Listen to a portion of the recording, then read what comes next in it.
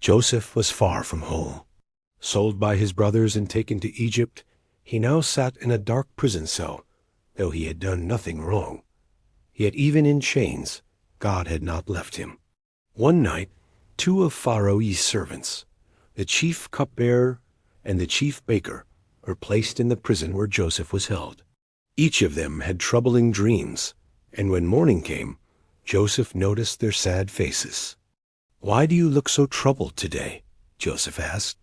"We have had dreams," they replied, "but there is no one to interpret them." Joseph answered gently, "Do not interpretations belong to God? Tell me your dreams." The cupbearer spoke first. He described a vine with 3 branches that budded, blossomed, and produced ripe grapes.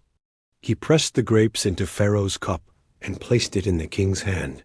Joseph said, "This is the meaning. The 3 branches are 3 days. In 3 days, Pharaoh will restore you to your position.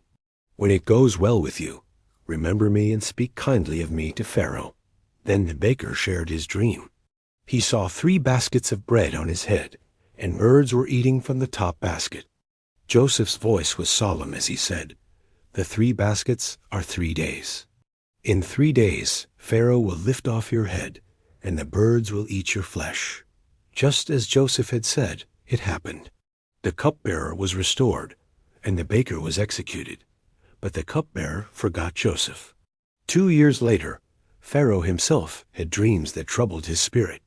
He saw 7 healthy cows eaten by 7 thin ones, and 7 full heads of grain swallowed by 7 dry ones. No one in Egypt could explain them. Then the cupbearer remembered Joseph.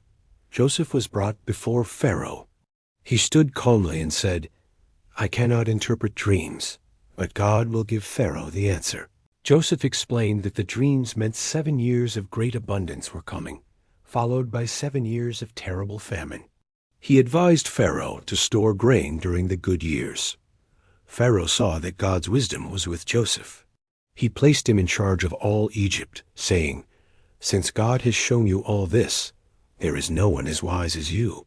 What began in a prison ended in a palace, proving that God can use faithfulness, even in hardship, to fulfill his greater plan.